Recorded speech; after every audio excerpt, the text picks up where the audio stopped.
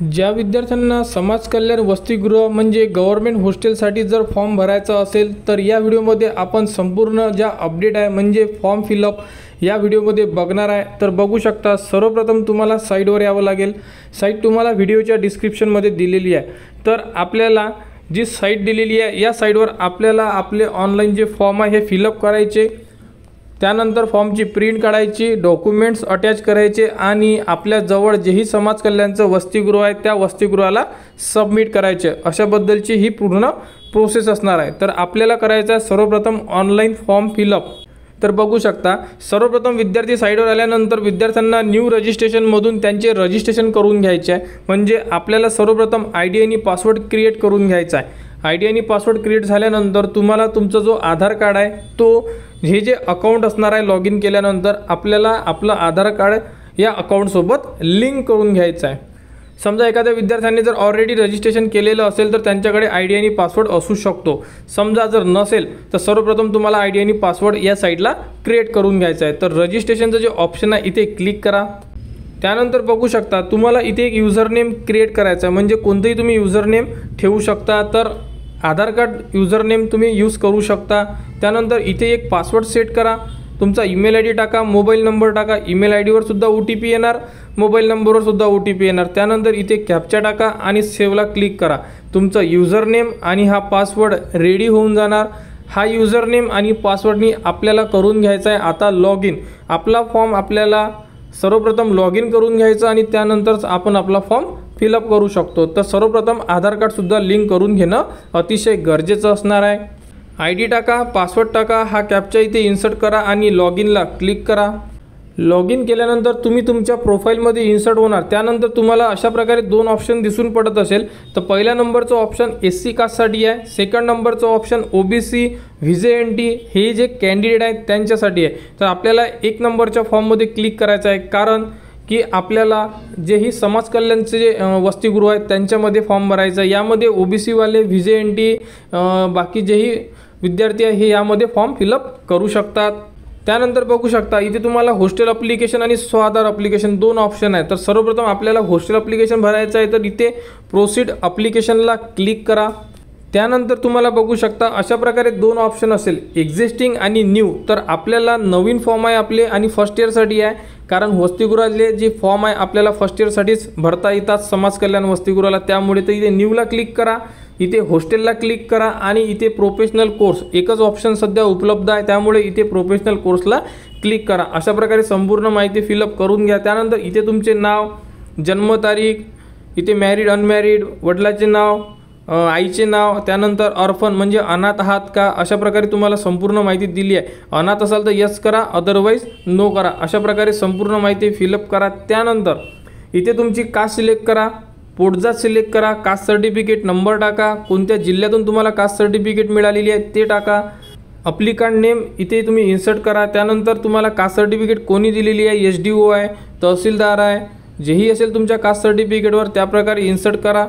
इथे कोणत्या तारखेला रिसीव केलेली आहे ती डेट इन्सर्ट करा। अशा प्रकारे संपूर्ण माहिती जी आहे ही तुमच्या डॉक्युमेंट्सवरून बघून यामध्ये इन्सर्ट करा। आणि डॉक्युमेंट्स नंबर जर समजत नसेल तर या व्हिडिओच्या डिस्क्रिप्शनमध्ये एक व्हिडिओ दिलेला आहे, त्या व्हिडिओमध्ये संपूर्ण माहिती दिलेली आहे की विद्यार्थी डॉक्युमेंट्स कसे म्हणजे जे डॉक्युमेंटचे नंबर आहे किंवा डेट आहे ही कशी चूज करायची किंवा कोणती असणार आहे। त्याप्रकारे तो व्हिडिओ बघा आणि तुम्ही तुमचे डॉक्युमेंटचे नंबरसुद्धा शोधून ठेवा आणि फॉर्ममध्ये इन्सर्ट करा।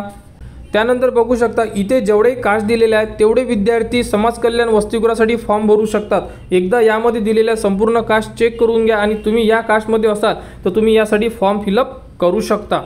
त्यानंतर कास्ट सर्टिफिकेटची इन्फॉर्मेशन टाकलेली आहे। आता डोमेसाईल इथे यस क्लिक करा, डोमेसाईल नंबर टाका, कोणी दिलेली आहे ती माहिती इथे इन्सर्ट करा, तहसीलदार आहे, SDO आहे। अशा प्रकारे संपूर्ण माहिती व्यवस्थितरित्या फिल करून घ्या। एकदा परत चेक करा आणि त्यानंतर सेव्हला क्लिक करा, म्हणजे पहिलं जे पेज आहे हे आपलं सेव्ह होऊन जाणार। तर बघू शकता यामध्ये तुम्हाला तुमचा परमनंट आणि करस्पॉन्ड ॲड्रेस जोही असेल तो इथे तुम्हाला ॲड करून घ्यायचा आहे। अशा प्रकारे संपूर्ण जो तुमचा ॲड्रेस असेल तो ॲड्रेस इथे ॲड करा, पिनकोडसुद्धा इन्सर्ट करा आणि त्यानंतर सेव्ह अँड नेक्स्टला क्लिक करा। त्यानंतर बघू शकता तुम्हाला तुमच्या पॅरेंटची म्हणजे ॲड्रेस विचारण्यात आलेला, इथे तुमच्या पॅरेंटचा ॲड्रेस टाका। त्यानंतर इथे तुम्ही तुमचा present address, permanent address, email I D टाका, वडिलांचा मोबाईल नंबर टाका. अशा प्रकारे संपूर्ण माहिती फिलअप करून घ्या आणि त्यानंतर सेव्ह अँड नेक्स्टला क्लिक करा. त्यानंतर टाकायचे विद्यार्थ्याला ज्या ठिकाणी विद्यार्थ्याने ॲडमिशन घेतलेली आहे, इंजिनिअरिंग असेल, फार्मसी असेल, ॲग्रिकल्चर, XYZ, जिथे तुम्ही ॲडमिशन घेतली असेल प्रोफेशनल कोर्ससाठी त्याबद्दलची संपूर्ण इन्फॉर्मेशन तुम्हाला या पेजमध्ये म्हणजे करंट एज्युकेशनमध्ये, करंट क्वालिफिकेशनमध्ये ॲड करायची आहे. तर बघू शकता इथे महाराष्ट्र स्टेट ऑटोमॅटिक आलेला आहे. इथून तुम्हाला district, taluka, qualification level, for example एखादा विद्यार्थी डिग्रीला असेल तो अंडर ग्रॅज्युएट सिलेक्ट करेल, एखादा विद्यार्थी पोस्ट ग्रॅज्युएशनला असेल तो त्याप्रकारे सिलेक्ट करेल. असं तुम्हाला क्वालिफिकेशन लेवल सिलेक्ट करायचं आहे. Stream engineering, pharmacy, agriculture, XYZ. त्यानंतर कॉलेजचे नाव, कोर्स नेम, त्यानंतर कोणत्या वर्षी ॲडमिशन घेतली तर इथे ॲटोमॅटिक तुम्हाला 25च येणार आहे, कारण की आपण फर्स्ट इयरसाठी फॉर्म भरतो आहे न्यूमधून, त्यामुळे year of study first year लिहा. त्यानंतर इथे तुम्हाला पर्सुईंगचं ऑप्शन येईल आणि तुम्हाला डेट ऑफ ॲडमिशन विचारण्यात येणार आहे, त्याप्रकारे डेट ऑफ ॲडमिशन टाका. मोडमध्ये रेग्युलर टाका. अशा प्रकारे संपूर्ण माहिती फिलअप करून घ्या. आपण एक माहिती यामध्ये फिलअप करून तुम्हाला दाखवणार आहे आणि त्यानंतर तुम्हाला सेव्ह करावं लागेल. बघू शकता अशा प्रकारे संपूर्ण माहिती भरलेली आहे. इंजिनिअरिंगचा विद्यार्थी आहे, 2025ला ॲडमिशन आहे, फर्स्ट इयर आहे, पर्सुईंग लिहिलेलं आहे, डेट ऑफ ॲडमिशन, कोणत्या दिवशी ॲडमिशन झालेली आहे, प्रोफेशनल कोर्स आहे, मोड रेग्युलर आहे, बाकी जिल्हा, तालुका, कॉलेजचे नाव, या प्रकारे अंडर ग्रॅज्युएट कोर्स. अशा प्रकारे तुम्ही बाकीची माहिती फिलअप करा आणि त्यानंतर सेव्हला क्लिक करा. सेव्ह झाल्यानंतर बघू शकता तुमची संपूर्ण इन्फॉर्मेशन खाली ॲड आहे. स्टार्टिंग इयर म्हणजे फर्स्ट इयरचा विद्यार्थी आहे, 2025 फर्स्ट इयर सुरू आहे, इंजिनिअरिंग आहे, कॉलेजचे नाव. अशा प्रकारे संपूर्ण माहिती यामध्ये दिलेली आहे. चुकली असेल तर डिलीट करू शकता आणि बरोबर असेल तर नेक्स्टला क्लिक करा, म्हणजे करंट एज्युकेशन आपले सेव्ह होऊन जाणार.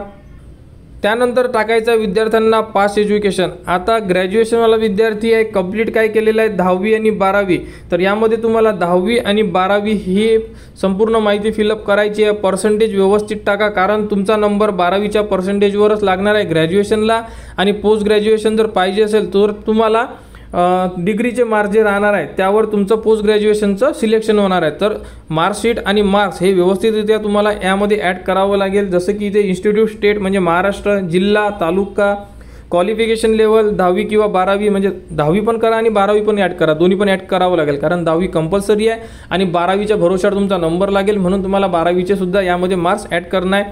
तर अशा प्रकारे स्ट्रीम, कॉलेजचे नाव, कोर्स, इथे बोर्ड, त्यानंतर एज्युकेशन मोड टाका, ॲडमिशन कोणत्या वर्षी घेतली आहे, पासिंग कोणत्या वर्षी आहे, रिझल्ट पासमध्ये टाका, अटेम्पमध्ये 1 करा, तुमचे पर्सेंटेज, आणि इथे तुम्हाला 250 KB आतमध्ये PDF फाईल अपलोड करायची आहे आणि त्यानंतर सेव्ह करायचं आहे. अशा प्रकारे तुम्हाला 10वी झाल्यानंतर 12वी दोन्ही इयरचे म्हणजे दोन्हीही तुम्ही जे कोर्स कंप्लीट केलेले आहे 10वी आणि 12वी हे ॲड करा. एखादा विद्यार्थी पोस्ट ग्रॅज्युएशनला असेल तर 10वी, 12वी आणि त्यानंतर डिग्रीसुद्धा ॲड करणार. अशा प्रकारे संपूर्ण ॲड करून घ्या पास एज्युकेशनमध्ये आणि त्यानंतर सेव्ह अँड नेक्स्टला क्लिक करा. त्यानंतर तुम्हाला नेक्स्ट स्टेपमध्ये विचारण्यात येणार 4 क्वेश्चन. यामध्ये विचारण्यात येणार की तुम्ही कोणती मेंटेनन्स अलाउन्स स्कॉलरशिप घेत आहे का. तर यामध्ये महाडीबीटीची जी स्कॉलरशिप सोडून असते हे, तर यामध्ये तुम्ही घेत असाल तर यस करा, अदरवाईज इथे नो करा. त्यानंतर हँडिकॅप आहे का, यस नोमध्ये ॲन्सर द्या. त्यानंतर तुम्ही ज्या कोर्सला ॲडमिशन घेतली आहे XYZ जोही तुमचा कोर्स आहे इंजिनिअरिंग फार्मसी, हा कोर्स तुमच्या डिस्ट्रिक्टमध्ये अवेलेबल आहे का, असाल तर यस करा, अदरवाईज नो करा. त्यानंतर तुम्ही या अगोदर गव्हर्नमेंट हॉस्टेलला राहत आहे का, यस नोमध्ये ॲन्सर द्या आणि त्यानंतर सेव्ह अँड नेक्स्टला क्लिक करा. त्यानंतर तुमच्यासमोर तालुका आणि जिल्हा आलेला असेल. कशा प्रकारे आलेला आहे, जे तुम्ही करंट एज्युकेशन ॲड केलेलं आहे त्या प्रकारे तुम्हाला त्यावरून तुम्हाला तुमचे जे हॉस्टेल आहे त्या एरियातले हॉस्टेल आलेले आहे. तर तुम्हाला त्या एरियामधले संपूर्ण हॉस्टेल इथे दाखवण्यात आलेलं आहे. तुम्ही ज्या ज्या हॉस्टेलला ॲड करणार ते हॉस्टेल तुमच्या सिलेक्शन लिस्टमध्ये इथे ॲड होऊन जाणार. ते झाल्यानंतर तुम्ही त्या हॉस्टेलचा सिक्वेन्स लावू शकता. जसे आपण आपले ऑप्शन फॉर्म जसे भरतो इंजिनिअरिंग फार्मसीला त्याच प्रकारे आपल्याला सिक्वेन्स लावायचा आहे. 1 नंबरला कोणतं हॉस्टेल, 2 नंबरला, तुम्हाला जेही हॉस्टेल जवळ असेल तुम्हाला पाहिजे असेल तुम्ही यामधून सिलेक्ट करू शकता. तर बघू शकता अशा प्रकारे 4 वसतिगृह सिलेक्ट केलेले आहे. अप डाऊनचा ॲरो दिलेला आहे, कॅन्सलसुद्धा करू शकता. रेडमध्ये कॅन्सलचं ऑप्शन आहे, अप करा, डाऊन करा. अशा प्रकारे तुम्ही सिक्वेन्स लावून घ्या 1 2 3 4 म्हणजे हॉस्टेलचा सुद्धा सिक्वेन्स लावायचा आहे कॅप राऊंडसारखा. तर एकदा सिक्वेन्स लावून घ्या आणि त्यानंतर सेव्ह अँड नेक्स्टला क्लिक करा. त्यानंतर टाकायच्या विद्यार्थ्यांना डॉक्युमेंट्स. तर यामध्ये डॉक्युमेंट्स अपलोड करायचे आपल्याला 250 KB आतमध्ये PDF file. Caste certificate, domicile certificate, उत्पन्नाचा दाखला, त्यानंतर हँडिकॅप असल्यास हँडिकॅप सर्टिफिकेट, मार्कशीट आणि टी सी सोबत अपलोड करा म्हटलेलं आहे. म्हणजे तुम्ही यामध्ये 10वी 12वी आणि टी सीची झेरॉक्स किंवा ओरिजिनल कॉपी यामध्ये ॲड करा. त्यानंतर बोनाफाईड सर्टिफिकेट, ज्याही कॉलेजला तुम्ही प्रवेश घेतलेला आहे त्या कॉलेजचं तुम्हाला बोनाफाईड सर्टिफिकेटसुद्धा द्यावं लागेल. अशा प्रकारे संपूर्ण डॉक्युमेंट्स PDF स्वरूपामध्ये क्लिअर आणि ओरिजिनल डॉक्युमेंट्स अपलोड करा. झेरॉक्स डॉक्युमेंट अपलोड करू नका. त्यानंतर गॅप सर्टिफिकेट असेल तुमचे गॅप तर अपलोड करा. डिक्लेरेशन बाय स्टुडंट आणि पॅरेंट्स, तर हे डिक्लेरेशन कुठून मिळणार बघा, इथे तुम्हाला डाउनलोडसाठी ऑप्शन दिलेला आहे. इथूनच डाउनलोड करा, प्रिंट काढा, त्यावरती सिग्नेचर, डेट, प्लेस संपूर्ण माहिती त्यामध्ये नमूद करा. त्यानंतर ते जे डिक्लेरेशन आहे ते पॅरेंट्समध्ये स्कॅन करून अपलोड करा आणि स्टुडंटमध्ये. तर अशा प्रकारे संपूर्ण जे डॉक्युमेंट्स आहे हे यामध्ये अपलोड करून घ्या. आणि डॉक्युमेंट्स क्लिअर असणं गरजेचं आहे. ओरिजिनल जर तुम्ही डॉक्युमेंट्स कॉलेजला सबमिट केलेले असेल, तुमच्याकडे फोटो असेल क्लिअर, त्याचे PDF बनवा, किंवा तुमच्याकडे जर स्कॅन कॉपी असेल तर ते सुद्धा तुम्ही यामध्ये अपलोड करू शकता.